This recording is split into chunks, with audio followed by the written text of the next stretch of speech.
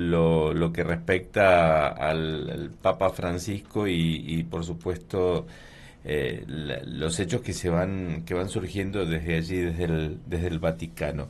Bueno, Luis Rosales escribió una biografía del Papa Francisco junto a Daniel Olivera. Y por supuesto nosotros queremos conocer un poquito más de cerca todo eso que vivió Luis, que tuvo la oportunidad de dársela en la mano en Roma, y obviamente el sumo pontífice prometió leerla, así que vamos a charlar con Luis, que lo tenemos en línea, y bueno, conocer un poco más acerca de la figura de Francisco. ¿Qué tal, Luis? ¿Cómo estás? Buen día. Aquí Natalia y Antonio te saludan. Hola, Luis. Hola Natalia, hola Antonio, ¿cómo andan ustedes? Bien, muy bien. Un poco compungidos, obviamente, por esta noticia tan triste con la cual amanecimos hoy. Y bueno, tratando de repasar un poco las principales anécdotas que dejó el papado de Francisco. Bueno, finalmente se dio, ¿no? Lo que todos sospechaban de que el Papa estaba débil, enfermo. Bueno, el Papa se fue. Uh-huh. Ahora, yo creo que se va el Papa dejando un buen legado, porque hay mucha gente que confunde, que cree que porque que todo el tema del Papa tiene que ver con la cantidad de minutos que le daba a Cristina o a Mauricio o a el enojo con Milei, y esa es una visión demasiado argentinocéntrica. El Papa Francisco, como primer jesuita en la historia en transformarse en Papa, en ocupar el trono de Pedro, el Papa Francisco consiguió su objetivo: se puede ir en paz. ¿Cuál era su objetivo? El que se habían propuesto los jesuitas hace 500 años, Antonio. 500 años, los jesuitas se propusieron dos o tres objetivos. Primero, proteger al Papa, que eran como una guardia del Papa, pero además se fueron a evangelizar a los confines del cristianismo, a los bordes. Y entonces llegaron aquí a Sudamérica, a Paraguay, Misiones, Bolivia, y con los indios guaraníes hicieron una gran tarea los jesuitas, ¿viste? Las misiones jesuíticas. Y además hicieron tan buena que el emperador o el rey de España y el rey de Portugal después terminaron echándolos de sus imperios porque tenían miedo que crecieran y tuvieran demasiado poder. Uh-huh. Después, el mismo objetivo se lo propusieron yendo a Oriente, a Japón, China, Corea, y le fue muy bien también. Estuvieron a punto, hay un jesuita que se llamaba Matteo Ricci, que estuvo a punto, muy cerca, de convertir al emperador romano al cristianismo, al catolicismo. Y eso, al emperador chino, y eso podría llegar a tener la dimensión de lo que sucedió 1500 años antes, cuando se convirtió el emperador romano, Constantino, y eso transformó a la iglesia cristiana de ser una iglesia clandestina, chiquitita, a transformarse en la iglesia oficial del Imperio Romano. Bueno, casi los jesuitas hacen lo mismo con el Imperio Chino. Ahora bien, 500 años después, el Papa jesuita que intenta continuar esa obra inconclusa y realiza evangelizar, y en el 2018 consiguió firmar un concordato con el Partido Comunista, es decir, un acuerdo con el Partido Comunista chino, con el gobierno chino, sí, a través del cual la Iglesia Católica de Roma es prácticamente la única iglesia autorizada a operar en territorio chino. uh-huh, Iglesia de las iglesias internacionales, los evangélicos, los católicos, los ortodoxos. ¿Cómo es este acuerdo? Se ponen de acuerdo en quiénes van a ser los obispos chinos. Es decir, el Partido Comunista tiene la capacidad y el Papa de Roma de evitar el que elige al otro, pero la elección de los obispos chinos es un acuerdo entre Partido Comunista y Iglesia Católica, aunque parezca algo extraño. Entonces, Francisco, en cierta forma, cumple con el objetivo que los jesuitas habían propuesto tantos siglos antes. Así que se puede ir en paz.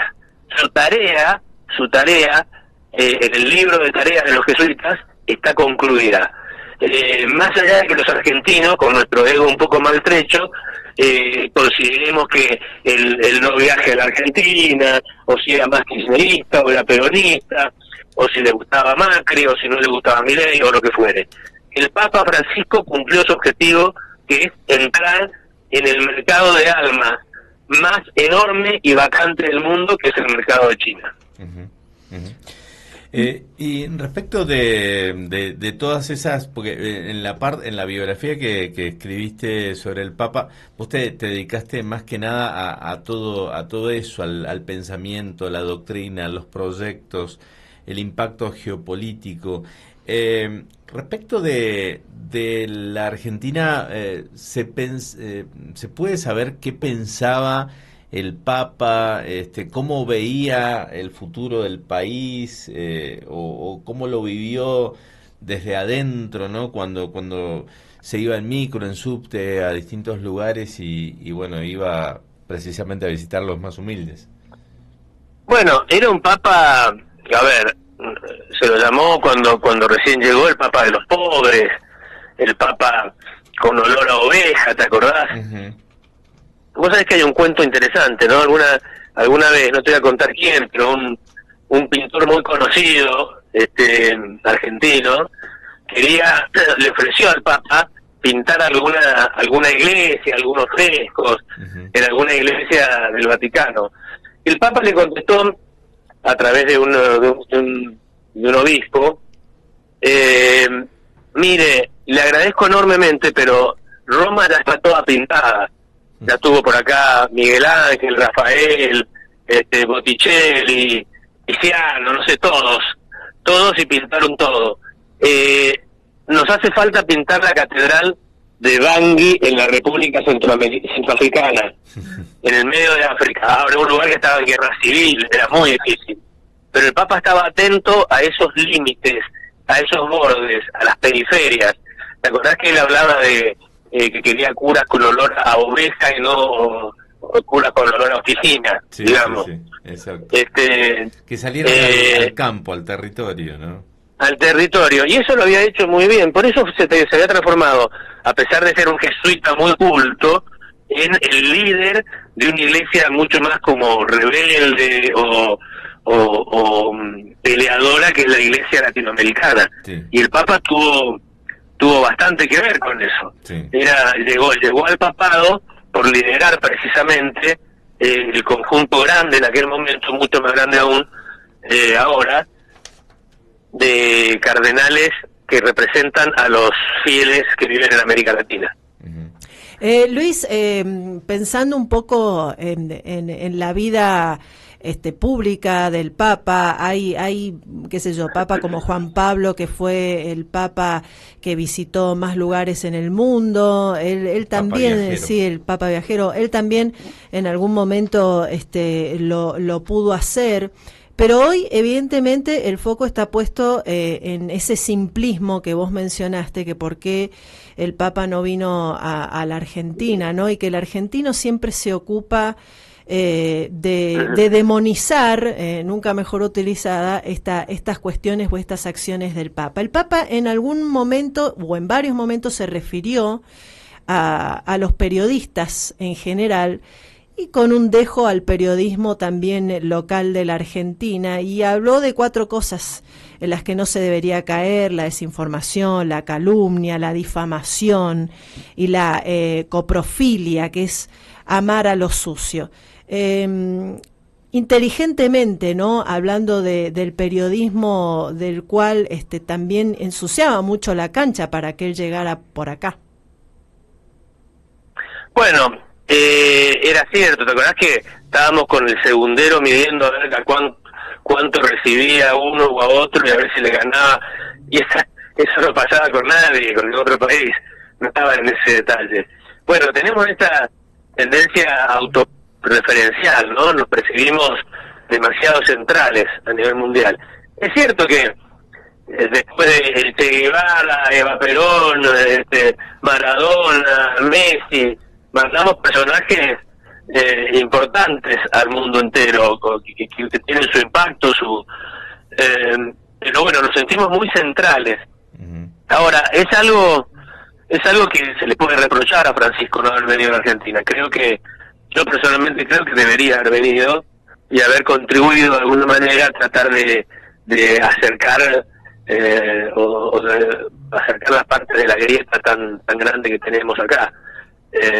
Que la Argentina tiene que salir adelante con las buenas ideas, ponerle de Milei, pero con grandes acuerdos para que todas las compartamos y las trabajemos por varios años. Si no, se las va a llevar el viento, o va a venir otro y va a poner en marcha un plan completamente distinto. Los grandes países que salieron adelante salieron con acuerdos, y creo que en eso el Papa podría haber contribuido con una visita.